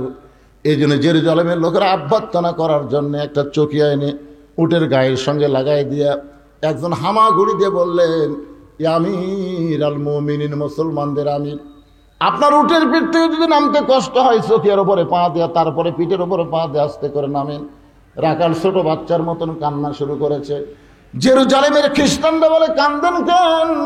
বলে, কান্দার কারণ হলো তোমরা হযরত ওমরকে চিনো না, আমাকে ওমর মনে করে তোমরা সম্মান দাও। কিন্তু নিচে দড়ি ধরে যিনি দাঁড়িয়ে আছে তিনি হলেন হযরত ওমর। খ্রিস্টানরা বলে এটা কেমনে হয়, এটা কেমনে হয়? রাখাল উটের পিঠে আর অর্ধ পৃথিবীর খলিফা জমিনে রশি ধরে দাঁড়ায়া। রাখাল বলতেছে আল্লাহর কোরআন অনুযায়ী যখন রাষ্ট্র চলবে তখন মানুষ এমন অধিকার পাবে সবাই সমান হয়ে যাবে। সঙ্গে সঙ্গে জেরুজালেমের খ্রিস্টানরা বলে যে ইসলাম এমন সমতা দেয়, এমন সমমান দেয়, আমরা আর খ্রিস্টান থাকবো না, আমরা সবাই মুসলমান হয়ে যাব। ওমর ফারুকের হাতে সমস্ত খ্রিস্টান যখন মুসলমান হয়ে গেল, ওই খ্রিস্টানদের মধ্যে একজন বেঁকা ছিল, বেঁকা। ওই বেঁকা খ্রিস্টান পাদ্রীর কাছে গিয়ে বলতেছে আপনি তো দরবার গরম করতেছেন, আপনি ঘরের মধ্যে জিকির মারতেছেন, কিন্তু মদিনার ওমর এসে সব খ্রিস্টানকে মুসলমান বানায় গেছে। পাদ্রী দৌড়ে এসে ওমরকে বললেন ওমর আমিও মুসলমান হবার চাই। ওমর ফারুক বললেন আপনি খ্রিস্টান ধর্মযাজক, আপনি মুসলমান হলে তো আলহামদুলিল্লাহ। বলে আমি মুসলমান হওয়ার আগে তোমাকে 4টা প্রশ্ন করব, উত্তর দিবার পারলে মুসলমান, না হলে মুসলমান হব না। ওমর ফারুক বলে পাদ্রী কি 4টা প্রশ্ন করবা? বলে 1 নম্বর প্রশ্ন হলো পৃথিবীর এমন কোন জায়গা সূর্যের আলো একবার পড়েছে কিয়ামত পর্যন্ত ওই জায়গায় সূর্যের আলো পড়বে না। আমার 2 নম্বর প্রশ্ন হলো পৃথিবীর এমন কোন কারাগার কয়েদি নিঃশ্বাস নেবার পারে না এরপরও কয়েদি জীবিত থাকে। আমার 3 নম্বর প্রশ্ন হলো এমন কোন কবর, কবরটাও জীবিত, লাশটাও জীবিত। আমার 4 নম্বর প্রশ্ন হলো পৃথিবীর এমন কোন 2 ভাই একই সঙ্গে জন্মগ্রহণ করেছে, আবার বহু বছর পরে একই সঙ্গে 2 ভাই মৃত্যুবরণ করেছে, কিন্তু এক ভাইয়ের চাইতে এক ভাই 100 বছরের বড়। এই 2টা ভাইয়ের নাম বলা লাগবে। ওমর ফারুক বলে পাদ্রী রে এমন প্রশ্ন আমি জীবনে শুনি নাই, তাহলে উত্তর কেমনে দিব? পাদ্রী বলতেছে তাহলে আমি মুসলমান হতে পারলাম না। ওমর ফারুক যখন জেরুজালেম থেকে মদিনাত আসলেন, শিক্ষামন্ত্রী আলীর সঙ্গে তার দেখা হয়ে গেল। আলী বলতেছে আমিরুল মুমিনিন জেরুজালেমের খবর কি? বলে খবর খুবই ভালো, শত শত খ্রিস্টান মুসলমান হয়ে গেল, কিন্তু একটা পাদ্রী মুসলমান হতে পারলো না। বলে পাদ্রী কেন মুসলমান হইল না? বলে আমাকে 4টা প্রশ্ন করেছে, উত্তর দিবার পারলে মুসলমান হতো, কিন্তু আমি উত্তর দিবার পারি নাই। আলী বলতেছেন কি প্রশ্ন করেছে? বলে 1 নম্বর প্রশ্ন হলো পৃথিবীর এমন কোন জায়গা সূর্যের আলো একবার পড়েছে কিয়ামত পর্যন্ত পড়বে না, এই জায়গার নাম কি? আলী মুস্কি মুস্কি হাসি আর বলে আপনি কেন বলতে পারলেন না? মুসা আলাইহিস সালাম যখন সাগর পাড়ি দিচ্ছিল এমন সময় সাগর রাস্তা হয়ে গেল, ওই সময় সূর্যের আলো সাগরের তলায় গিয়ে পড়ল। যখন ফেরাউন সাগর পাড়ি দিবার চাইল, ওই যে সাগর একত্র হয়ে গেল, কিয়ামত পর্যন্ত ওই জায়গায় সূর্যের আলো আর কোনোদিন পড়বে না। ওমর ফারুক চুমকে বলে আলী পৃথিবীর এমন কোন কারাগার কয়েদি নিঃশ্বাস নেবার পারে না তারপরে জীবিত থাকে? আলী বলতেছে মায়ের উদর, সন্তান নিঃশ্বাস নেবার পারে না এরপরেও আল্লাহ সন্তানকে জীবিত রাখে। আলী রে 3 নম্বর প্রশ্ন করেছে কবরও জীবিত, লাশটাও জীবিত। আলী বলতেছে কবর হলো মাছ আর লাশটার নাম হলো ইউনুস আলাইহিস সালাম। বাংলাদেশের যিনি ক্ষমতার চেয়ারে বসে আছেন তার নাম কি? ইউনুস নবীরে খাইল মাছেতে গিলিয়া, ফেরেশতা পাঠাইলেন আল্লাহ ইসমে আজম দিয়া, দমে দমে সে হরদম পড়ে সে ইসমে আজম, মাছেরই উদর হইতে বাঁচাইলা প্রাণ। ইউনুস যখন ক্ষমতায় বসলো তখন ভারত মনে করলো হাসিনা তো বাংলাদেশ আমাকে গোলাম বানাতে হয়ে গেছে রে। কিন্তু এই মরদ প্রথম খুবই হুমকি ধমকি দিল না, কারণ ভারত দিল কি দিল না? পেঁয়াজ বন্ধ করে দেব, আলু বন্ধ করে দেব, চিনি বন্ধ করে দেব। ইউনুস কই দে দে, ওরা সব বন্ধ করে দিয়ে ওরা এখন টানতেছে, ভিসা বন্ধ করে দিয়ে ভারতের ব্যবসা হচ্ছে না, কোনো কিছু হচ্ছে না। বাইরে পশ্চিমবঙ্গের লোকেরা মাঝে মধ্যে সামনে ইউনুস একেবারে মুদি বুড়ে আঙুল দেখাচ্ছে, দেখ তোর ভারত আমার দরকার না, আমি চীনত যাই। চীনত যায় ভাই যে 30টা প্রকল্প বাঁধ লিয়াচ্ছে, এত কিছু লিয়াচ্ছে, বলছে ভারতের মুদি গলা থাকতো। আবার লালমনিরহাটে এমন একটা বিমানবন্দর তৈরি করতেছে বুঝলেন, ভারতও গ্রাস করতে, ভারতের যে 7 সিস্টার আছে ওটা সাইজ করতে বাংলাদেশের একদিনও লাগবে না। সুবহানাল্লাহ কান্না গান। এই হাসিনার হুমকি, খেঙ্গি কুত্তের হুমকি, ওরা লাভ আছে কেন পাগলা? খেঙ্গি কুত্তা যখন হুমকি দেয় তখন কি করে যে একটা বড় কুত্তে আসে পাশার তলে নিয়ে দেয়, ধরে খান কথা ঠিক কিনা। হাসিনা হলো খেঙ্গি কুত্তে, ওর হুমকিত কাম হবে। কি মনে করতেছেন ইউনূস সরকার আসার পরে দেশের উন্নতি হচ্ছে না অবনতি হচ্ছে? এতক্ষণ কয়বার জেনারেটর চালু করা লাগলো না, এতক্ষণ কয়বার জেনারেটর চালু, মানে 8 ঘন্টা পরে কারেন্ট নেই, 8 ঘন্টা পরে কারেন্ট নেই, জোরে কোন কথা ঠিক কিনা? কারেন্ট যায়। রমজান মাসে গেছিল, এর আগে হাসিনার সময় ইফতার করবার কেবল বসে বিসমিল্লাহ করে মুখত দেবো, কারেন্ট নাই। তারাবির যায় কেবল 4 রাকাত নামাজ হতে কারেন্ট নাই। সেহরির সময় পানি ভরে লিয়াচ্ছে, কারেন্ট নাই। কি শোনেন, মানুষ বুড়া হলে কাজ একটু ধীর গতিতে হবে। ওনার বয়স হলো 85 বছর, ধীর গতিতে কিন্তু সবাই ধরা পড়বি। আজও ধরা পড়ছে, তোর কোন কথা ঠিক না? আস্তে আস্তে, ইন্নাল্লাহা মাস সাবিরিন, ধৈর্যশীলদের সঙ্গে আল্লাহ আছে বাজান। তো যেই কথা বলতেছে একটু মনোযোগ দিয়ে শোনেন। আবু যর গিফারি চুপ করে আছে। কিছুক্ষণ পরে ফজরের যখন সময় হয়েছে, সেটা বলার আগে যেটা বলতেছিলাম, এবার বলতেছে উমর ফারুক বলতেছে, আলী ভাই, 2 ভাই একই সঙ্গে জন্মগ্রহণ করেছে, আবার বহু বছর পরে একই সঙ্গে মারা গেছে। এই 2 ভাইয়ের নাম কি? বলতেছে এক ভাইয়ের নাম হলো আজিজ আলাইহিস সালাম, আর এক ভাইয়ের নাম উযাইর আলাইহিস সালাম। কোরআন শরীফ পড়ে দেখেন, উযাইরকে আল্লাহ 100 বছর ঘুম দিয়েছিল, ঘুম থেকে চেতন করার পরে আবার 2 ভাই একই সঙ্গে কাফেরদের দ্বারা হত্যা হয়ে গেল। এখান থেকে বিশ্বাস হলো এক ভাইয়ের চাইতে 100 বছরের বড়। ওমর ফারুক দৌড়ে এসে আলীকে বুকের মধ্যে নিয়ে বলে, আলী রে, তুমি না থাকলে আমরা ধ্বংস হয়ে যেতাম। ধরে কোন সুবহানাল্লাহ। সেই হযরত আলী যেই মাত্র বেলাল আকামত শুরু করেছে, কদ কামাতিস সালাহ, সঙ্গে সঙ্গে হযরত আলী মারছে দৌড়। এক দৌড়ে গিয়ে প্রথম কাতারে আবু বকর আর ওমর যে খাড়া আছে, ওই কাতারের মধ্যে 2 হাত ঢুকে দিয়ে চাড়া দিয়ে ভিতরে ঢুকে আল্লাহু আকবার। নবী ফজরের সালাম ফিরাই বলতেছে, আলী এসার সময় কি করে গেলি? তুই এসার সময় বলে গেলি ফজরের নামাজ পড়বো না, আবার সামনে কাতারে তুই দেখতে পাই আবু বকর খালি মুখের তলে হাত দিয়ে মুসকি মুসকি হাসতেছে। কেন? আবু বকরকে আল্লাহ রাসূল আগেই বলে দিয়েছে, ধরে কোন কথা ঠিক কিনা? আলী বলতেছে, ইয়া রাসূলুল্লাহ, বহু চেষ্টা করলাম ফজরের নামাজ পড়বো না, বহু চেষ্টা করলাম পড়বো না, কিন্তু আমি নামাজ পড়তে না চাইলে কি হবে? নামাজ আমাকে ছাড়লো না। ইয়া আইয়ুহাল্লাযীনা আমানুস্তাঈনু বিস-সাবরি ওয়াস-সালাহ ইন্নাল্লাহা মা'আস-সাবিরিন। ধৈর্য নিয়ে আপনারা নামাজ পড়বেন, ধৈর্য। নামাজের মধ্যে একটু ধৈর্য দিবেন। সূরা ফাতিহা একটু সুন্দর করে বলবেন, যে সূরা মিলাবেন একটু সুন্দর করে বলবেন। আল্লাহু আকবার বলা, আবার যখন দাঁড়াবেন সামি আল্লাহু লিমান হামিদা, রব্বানা লাকাল হামদ, একটু সময় দিবেন। শেষদাত সুবহান রাব্বিল আলা বলে মাঝখানে বলে আল্লাহুম্মা ফিরলি ওয়ার হামনি ওয়াদহিনি ওয়ারযুকনি, একটু সময় দিবেন। এভাবে ধীরে সুস্থে সুন্দর করে রুকু সিজদা বিশিষ্ট নামাজ আদায় করলে সেই নামাজই হবে ইয়াকা নাবুদু ওয়া ইয়াকা নাস্তাইন। আমরা যা চাই কিছুই চাই না, আল্লাহ তোমার হেদায়েত চাই, আর হেদায়েতের বিনিময়ে তুমি আমাকে হয়ে যাও। তুমি আমাকে হলে তুমি কি দিবা দাও। ধরে কোন সুবহানাল্লাহ। আল্লাহ আমাদের সবাইকে কবুল করুক, ফজরের নামাজ জামাতে আদায় করার তৌফিক দান করুক। সকলে ইস্তিগফার পড়ে এখনই মোনাজাত হবে। আস্তাগফিরুল্লাহ রব্বি মিন কুল্লি জামবি ওয়া তুবু ইলাই, আস্তাগফিরুল্লাহ রব্বি মিন কুল্লি জামবি ওয়া তুবু ইলাই, লা হাওলা ওয়ালা কুওয়াতা ইল্লা বিল্লাহিল আলিয়্যিল আযীম। ভাইদের কিছু বলবেন আপনি? আল্লাহুম্মা আমিন। আল্লাহুম্মা আনতাস সালাম ওয়া মিনকাস সালাম, তাবারাকতা ইয়া যাল জালালি ওয়াল ইকরাম। আয় আল্লাহ তাআলা, তোমার রহমতের দরজায় ফকির হয়ে আমরা হাত তুলেছি। আল্লাহ মাবুদ, কত সুন্দরভাবে আজকের মাহফিল হলো।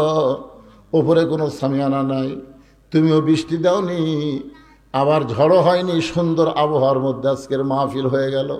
আল্লাহ মাহফিলকে কবুল করো, মাহফিল ওসিলাই মাদ্রাসাকে কিয়ামত পর্যন্ত কবুল করো। আজকের আলোচনার মধ্যে যদি কোনো ত্রুটি ভুল হয় মাফ করে দাও, জাহাদিয়া মঞ্জুর করো।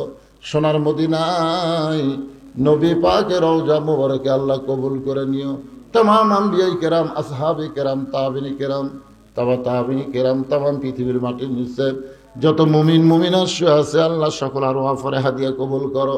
আমরা যারা হাত তুলেছি আমাদের জনম দুঃখনী মা, আমাদের বাবা যাদের কবরে চলে গেছে, আল্লাহ মেহেরবানি করে বাপ মার কবরকে জান্নাতের টুকরা বানিয়ে দাও। আমাদের দাদা দাদি নানা নানি আত্মীয় স্বজন শ্বশুর শাশুড়ি যাদের কবরে গেছে কবরবাসীদের মাফ করে দাও। আল্লাহ এই মাদ্রাসাকে মহব্বত করে নগদে বাকিতে আজকে যারা দান করেছে আল্লাহ সব দানগুলোকে জান্নাতের বিনিময় হিসাবে কবুল করে নাও। আজকের মাহফিলের সম্মানিত সভাপতিকে আল্লাহ তুমি কবুল করো, সহসভাপতিকে কবুল করো, প্রধান অতিথি বিশেষ অতিথির আল্লাহ তুমি কবুল করো।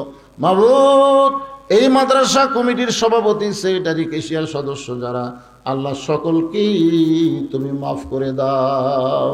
আল্লাহ মহিলা মাদ্রাসা ছেলে মাদ্রাসা দুই মাদ্রাসাকে আল্লাহ তুমি কবুল করে নাও। অত্র এলাকার সমস্ত মানুষকে মাদ্রাসার হিতাকাঙ্ক্ষী হিসেবে কবুল করো। ফিলিস্তিনের মুসলমানকে হেফাজত করো, গাজার মুসলমানকে হেফাজত করো।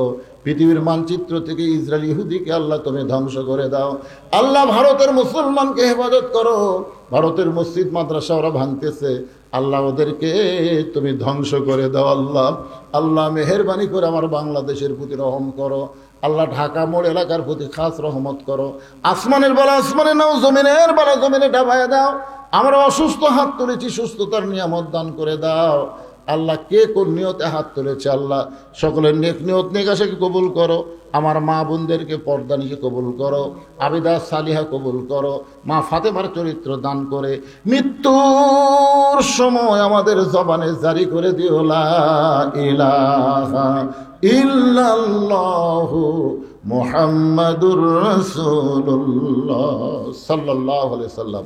আসসালামু আলাইকুম ওয়া রাহমাতুল্লাহি ওয়া বারাকাতুহু।